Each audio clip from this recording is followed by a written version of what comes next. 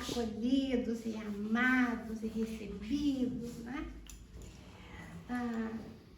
Queremos dizer que é sempre com uma fulgente alegria que nos encontramos sob o amor desta casa para falarmos daquilo que nós precisamos falar, né? Do nosso Mestre Jesus e do seu Evangelho Redentor. É que hoje eu não estou com a voz muito boa, acho que foi uma gripe, então eu não sei se estão me ouvindo, eu não vou poder falar assim como eu falo, porque eu não estou bem assim, tá? Mas vai dar tudo certo. Todos ouvem? Então vamos lá. Narra-nos o apóstolo João, o quarto cronista do Evangelho, o quarto cronista da Boa Nova, no seu Evangelho, capítulo 21, versículo 25, que tantas coisas há que Jesus fez,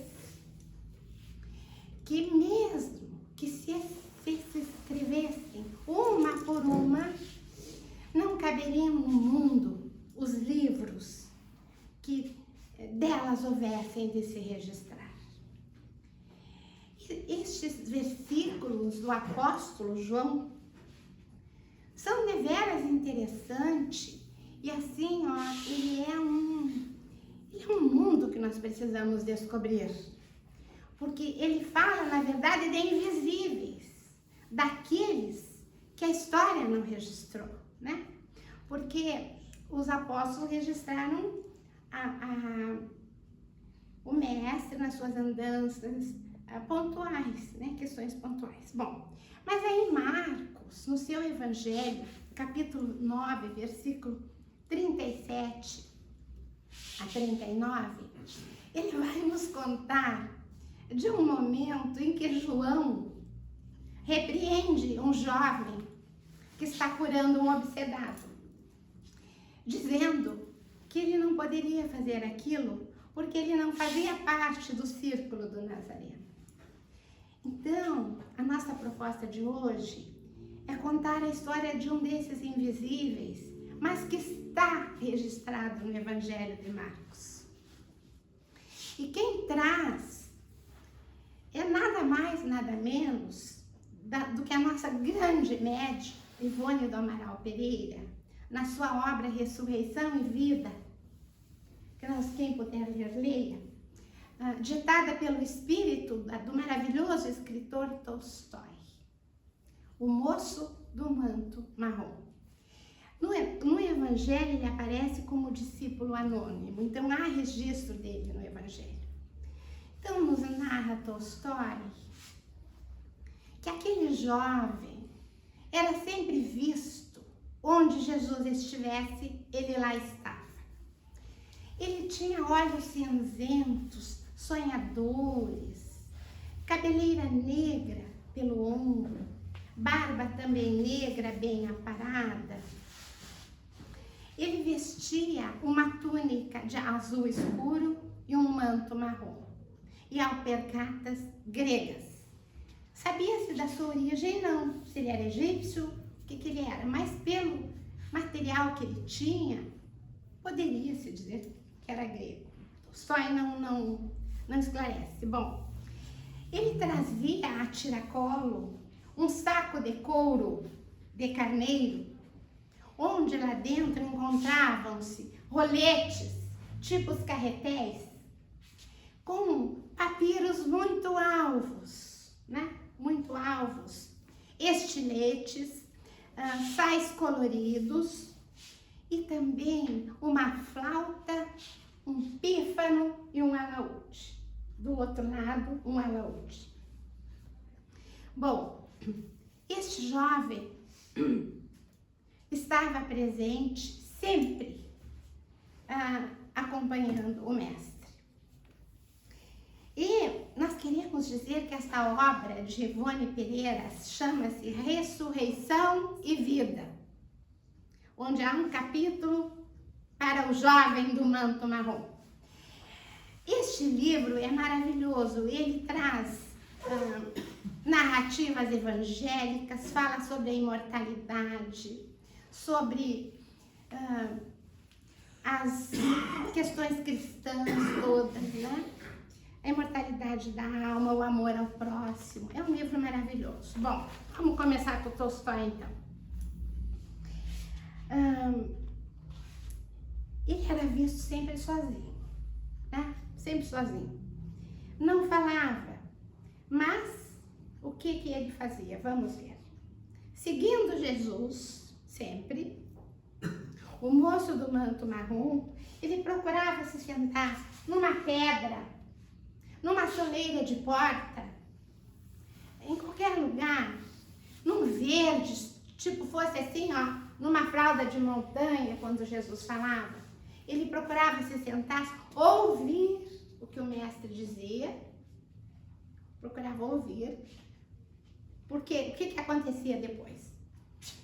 À noite, ele se recolhia num albergue muito simples, ou numa pensão muito modesta, ou até num celeiro familiar, e acendia uma candeia de azeite, e ali ele relia e estudava aqueles papiros sobre aqueles feitos que ele tinha visto em loco. Não um evangelho redivivo, um evangelho vivo, né? Daquele rei solar. Então ele anotava tudo. E aí ele passava estudando e relendo toda a noite. E fazendo anotações. Como ele era culto, ele falava aramaico, grego, latim, ele tinha uma cultura. Ele também fazia poemas, poesias, escrevia nas peles de couro de carneiro para não esgotar os papiros, né? Porque papiros era para uma elite intelectual melhor para escrever. Bom, esse jovem estava presente naquele dia em que o chefe da sinagoga de Cafarnaum vai desesperado à procura do mestre para que ele curasse a sua filha que estava tomada de febre violenta. Se os irmãos abrirem o evangelho, vão encontrar a cura da filha de Jairo. É esse fato. Mas só que nesse dia ele vai presenciar este alvoroço do povo chamando Cristo. Ele vai presenciar também a cura daquela mulher que sangrava há muitos anos naquela multidão. O que acontece? Jesus sempre andava com multidões.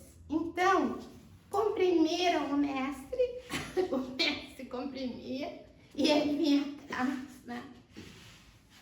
Seguindo Jesus. E de repente, um pedaço do manto do Cristo roça o rosto dele. E ele imediatamente toma daquele pedacinho de manto e dá um venerando beijo. O nazareno volta-se, coloca a mão sobre sua cabeça, o abençoa, os olhos se encontram, os olhares se encontram e Jesus segue. Mas neste mesmo, é tudo junto, imaginem uma multidão que comprime. Aquela mulher está procurando tocar no mestre para se curar. E ele assiste isso. E até nós temos que refletir por que está registrada essa cura nos evangelhos. Porque Jesus vai falar assim, alguém me tocou, porque de mim saiu virtude. Que foi a cura que ele fez da mulher hemorroísta. Mas o jovem assistiu ela se recuperar, ela tomou cores, ele assistiu a cura e assistiu a cura da menina do Jairo. Bom, consequentemente, no alarido da multidão, contando daquela cura da filha do chefe da sinagoga, a multidão segue, né? E ele já se senta e começa a relatar o que ele tinha assistido, para eu não me perder, né?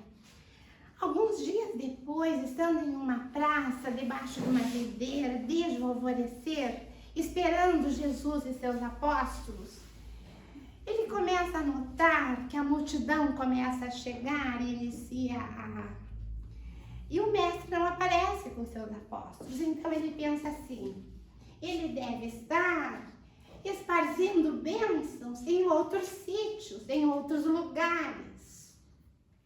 E nada. Quando chega o meio-dia, está muito quente, Jesus não chega.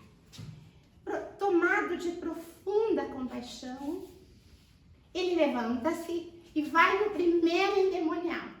Naquele tempo chamava-se endemoniados. Hoje nós chamamos de obsedados. Coloca a mão nesse jovem obsedado e diz: em nome de Jesus Nazareno, o Filho de Deus, retira-te deste homem e vai em paz. O jovem ainda estorcega pelo chão, fala roucamente, acho que como eu assim, e se acorda, ele toma consciência, ele olha em roda, e o máximo que ele pode fazer é limpar a poeira da túnica e seguir. Ele passa toda a tarde curando obsedados, toda a tarde curando obsedados. E segue fazendo isso. E aí é que vai chegar o dia em que João vai assistir isso e vai dizer, chegar nele, como nós relatamos, que ele não pode fazer aquilo porque ele não era do colégio apostolado Cristo. Mas o engraçado é que não leva muito tempo, João volta correndo, pedindo humildes desculpas para ele e dizendo que era para ele continuar, que ele era da confiança do mestre e que ele continuasse aquele trabalho que ele fazia. Bom, a partir daí, então, o que nós vamos presenciar? Segue-se aí aqueles tristes e ele continua curando dessa forma, tá? Seguindo, nós poderíamos refletir se foi a bênção do Cristo, mas nós vamos refletir um pouco mais profundamente. Seguem-se os dias tristes após esses acontecimentos da prisão do mestre, né? E ele está profundamente triste no seu quartinho, no seu albergue. Já haviam se passado 7 dias e ele já tinha terminado de escrever sobre a ressurreição que corria de boca em boca. Depois de tanto chorar, de tanto escrever e ler, ele adormece. E sonha que o mestre entra radioso no seu quartinho, no seu mísero quartinho, e lhe diz assim, que ele continuasse, mas que ele curasse também as almas, e não só os corpos, porque os corpos eram perecíveis e as almas são eternas. Que sonho maravilhoso. Bom, o que vai acontecer? Ele, a partir daí, o moço do manto marrom reúne em uma praça crianças, jovens, adolescentes, com a sua flauta, com o seu pífano, o seu alaúde, e começa a falar de um príncipe que havia descido dos céus para trazer o amor à terra. Quando ele vê, tem adultos, então ele já tem um grupo. E ali ele abre os seus papiros. Irmãos, imaginemos, Jesus falava em aramaico. Aramaico era uma língua cantada, própria para o poema e para a poesia. Imaginemos, olhai os lírios do campo, olhai as aves do céu, os ensinamentos que ele tinha escrito. Ou, e o semeador saiu a semear. Tudo parece uma cadência, né? Então, da maneira como ele ensinava aqueles que ele conseguia recolher, ele transmitia, ele expandia o Evangelho de Jesus, né? Até de uma forma poética, porque conferia, inclusive, com a própria língua. Quando ele via que haviam discípulos interessados, ele retirava do seu velho saco de couro os seus pergaminhos tão bem escritos e dava de presente com as passagens do Cristo. Quando ele via que aquele grupo já havia assimilado os conhecimentos, ele se mudava para outro lugar. Daí nós vemos que a mensagem do Cristo não foi só divulgada por 12 apóstolos, pelos 70 da Galileia, pelos 500 da Galileia, por Paulo de Tarso, enfim. Houveram muitos invisíveis na história que divulgaram o cristianismo. E isso está relatado. Bom, aí nós vemos que há uma mudança. Ele começa a obedecer o que o Cristo disse, né? Curar as almas. Então, se ele estava com seus pergaminhos, com aquelas maravilhas que ele havia visto, ele estava curando almas. Porque se chegava um sofredor ali que não entendia a questão de ouvir a palavra de Jesus, de deixar que os passarinhos comessem as sementes, aprendia e ouvia.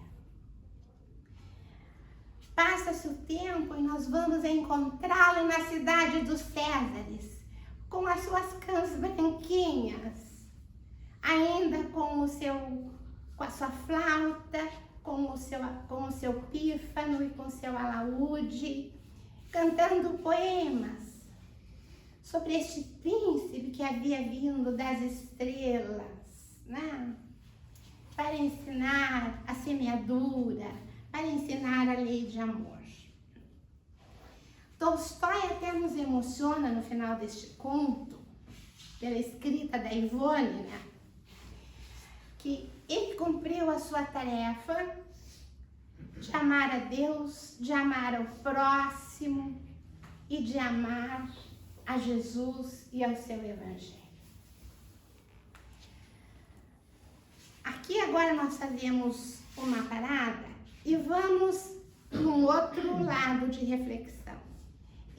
Esse conto nos abre um caminho imenso para reflexões, imenso. Nós só vamos pensar dois rapidamente. O primeiro é o capítulo 17 do Evangelho, item 8, a virtude, onde François-Nicolas Madeleine, que é em francês, que é a instrução do Espírito, em Paris, em 1863, ele vai nos dizer que a virtude, no seu mais alto grau, é o conjunto de todas as qualidades do homem de bem, né? Daquele homem sóbrio, daquele homem ético, bondoso. Então, esse jovem do manto marrom cai como uma luva na fala do Evangelho. Nós podemos também olhar pelo lado da disciplina.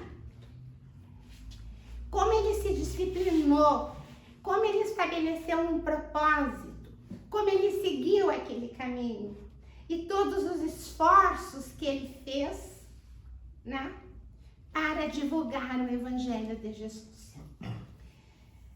E pensando nisso,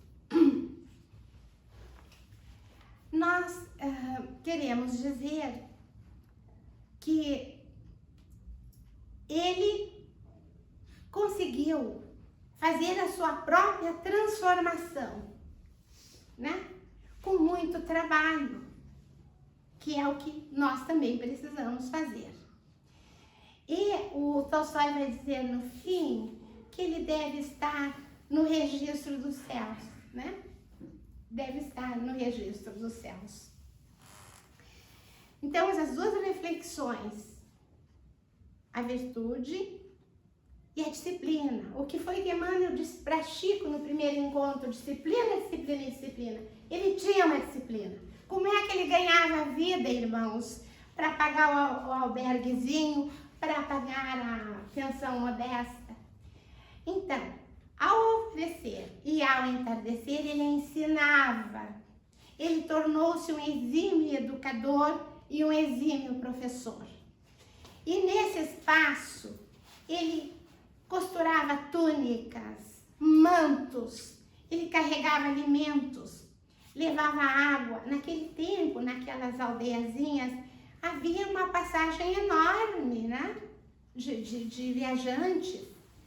E aí ele lavava os camelos, ele lavava os cavalos, levava água para os cavalos, para os camelos, e ele ganhava o seu pão de cada dia. Como Paulo de Tarso, que era um grande artesão. Então ele fechava a parte material e com muito brilho a parte espiritual. Agora vamos pensar assim. Segundo a nossa filósofa Helena Galvão, a humanidade se divide em 3 tipos. Os alienados, os bem-intencionados e os de mentalidade filosófica. Vamos supor que aqui tem uma goteira. Então essa goteira está caindo, caindo, caindo, e água e água. Aí vem a primeira turma da humanidade, que são os alienados. Eles vão passar por cima, eles vão pisotear, vão deixar mais molhado ainda. Aí vem a segunda turma da humanidade, que são os bem-intencionados. Eles vão pegar um balde, um rodo, um pano e vão limpar aquela água ali. Mas eles não vão ser eficientes. Porque eles não vão olhar para cima e ver a causa de onde que está vindo aquela água. Aí chega a terceira turma da humanidade, que são os de mentalidade filosófica. Talvez por isso o nosso codificador iniciou a nossa obra pelo livro mais difícil, do nosso ponto de vista, que é o Livro dos Espíritos, pela filosofia. Então, os da mentalidade filosófica, eles vão limpar, porque eles não vão debater e nem discutir em cima da água, em cima da lama. Feito isso, eles vão procurar a causa. Por que aquela água está caindo? Né? Porque os segundos não tiveram eficiência. E aí nós podemos dizer o seguinte: só os tolos podem pensar que as nossas misérias físicas, as nossas dificuldades estão no plano físico. Não, elas estão num plano mental, num plano intelectual, num plano psicológico, num plano espiritual. Lá é que estão as nossas dificuldades. O que se reflete aqui não está aqui. Por exemplo, a miséria que era a época de Jesus, a miséria que rodeava Jesus e o moço esse do manto marrom. Será que a causa daquela miséria estava na falta de recursos materiais ou na falta de fraternidade? E podemos trazer para hoje essa reflexão. A fome que aquele tempo graçava na Palestina, as pessoas eram vendidas em praça pública ainda naquele tempo. Será que a causa era a falta, assim, de alimentos ou era a falta de honestidade? Honestidade é virtude, está em cima. Fraternidade é virtude, está em cima, né? Então, nós temos notícias de escolas com merendas desviadas, né?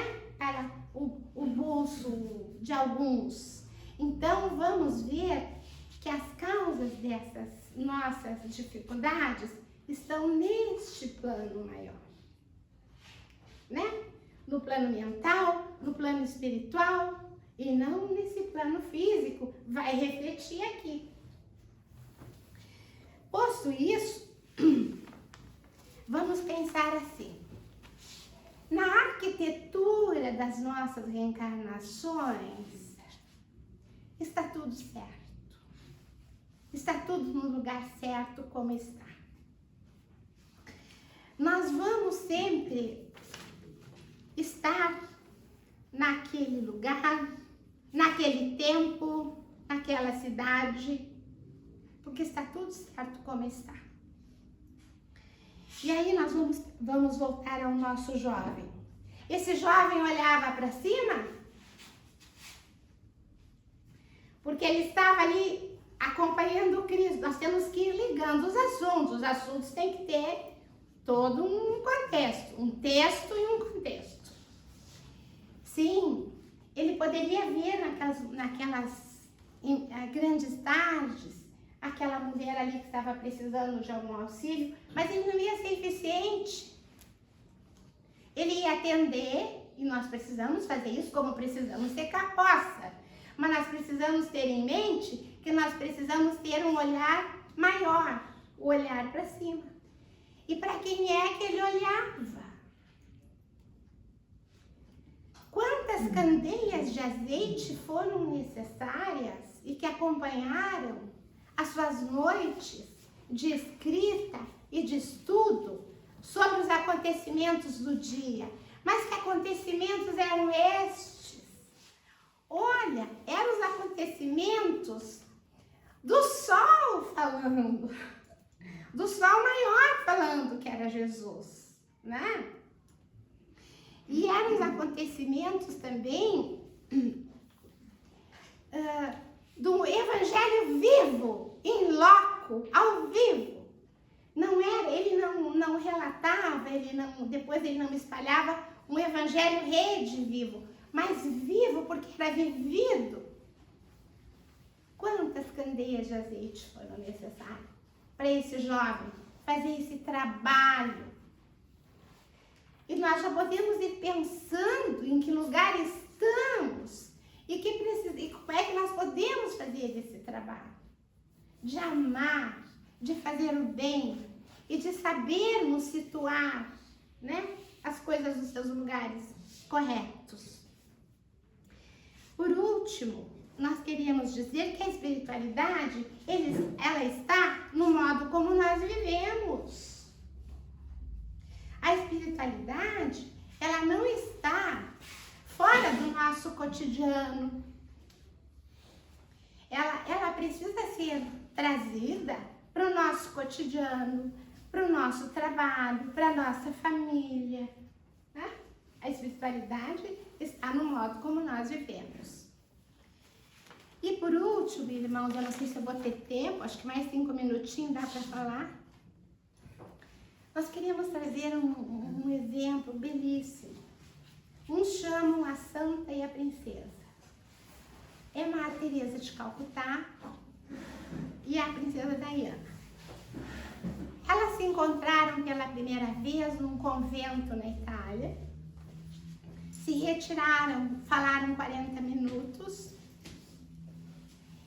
E uma irmã que assistiu, para entrar na capela, porque a congregação da Madre Teresa, Missionárias do Amor, ela é bem rígida. Deixava os sapatinhos na entrada da capela. Imaginemos, irmãos, os sapatos da Diana, né? Chanel, salto alto, e a sandalinha da Madre Teresa, que já usava há mais de 10 anos a mesma sandalinha, né? Mas elas fizeram uma grande amizade. E a Princesa Diana, nós sabemos que ela... o Divaldo fala muito bem para nós sobre o olhar dela, a tristeza que ela tinha no olhar. Mas nós vamos abordar rapidamente. Ela conversa com Madre Teresa até que um dia ela diz assim: Madre, eu quero ficar com a senhora, eu quero participar desse trabalho. Aí a Madre vai dizer para ela: mas Diana, tu é uma princesa, tu é da nobreza, Tu precisas estar nos palcos do mundo. Tu vais conseguir com a nobreza recursos para trabalhar assim como eu trabalho com os pobres. Tu vai trazer recursos para nós. O teu papel é estar nos holofotes, porque ela era a pessoa mais fotografada do mundo. E a Diana ouve aquilo e vai a mil. Aí ela vai abraçar a causa das minas da África, que era escondida do mundo, né? Aquelas minas que detonavam e despedaçavam as pessoas. Vai levantar recursos para conseguir aqueles aparelhos, né? E vai conseguir recursos também para um grupo de terapia, de médicos para ajudar. Mas ela ainda não. Ela queria mais. Ela sabia que a Madre Teresa abraçava os leprosos. Imagine abraçar leproso, beijar leproso. Aí ela vai nos hospitais dos aidéticos, lá também na Inglaterra. E conversa, e senta, e abraça. Era um escândalo naquele tempo, não sei se alguém lembra. Era um escândalo que ela fazia, tá? Porque ela tinha uma dor muito grande. Claro que ela era jovem, ela se separou em 1991, imagina. E o divórcio só foi acontecer em 96, ela procurou, ela queria amor, ela queria amar. Mas ela encontrou o propósito da vida dela com a Madre Teresa. Nós não sabemos quantas obras ela fez. Comprou uma casa para a Madre Teresa em Nova York, para as irmãs terem um lugar de encontro. Agora o emocionante é o último encontro delas. Foi no Bronx, em junho de 97. A Diana está em Nova York para fazer leilão daqueles vestidos maravilhosos da realeza, que ela não queria mais, para pegar os recursos e levar para os hospitais, para as crianças e para todos. E ela sabe que a Teresa está lá, ela vai lá no Bronx. Aí ela se encontra, tiram os sapatinhos, né? E vão orar. Aí a Madre Teresa diz assim para ela: Diana, tu fica muito perto dos teus filhos. Fica perto dos teus filhos. Eu assim sinto... O que acontece, irmãos? Isso foi em junho de 97. Em 31 de agosto de 97, entra aquele carro naquele túnel, em Paris, e a Diana desencarna. Madre Teresa está muito doentinha em Calcutá e fica muito triste, quer ir, não deixam na ir. 5 dias depois, Madre Teresa vai desenganar. E a Diana nem estava sendo sepultada, levou uma semana ainda. Então ela desencarna, chega no mundo espiritual, a transição é rápida, porque ela era um espírito evoluído, bondoso. Chega e diz: onde está a Diana? Ela está dormindo, porque o acidente foi muito violento. Eu posso ir? Ela pede permissão, sempre tem um instrutor que nós temos que pedir permissão. Ela vai todo dia no leito da princesa Diana, coloca a mão na sua cabeça e ora muito.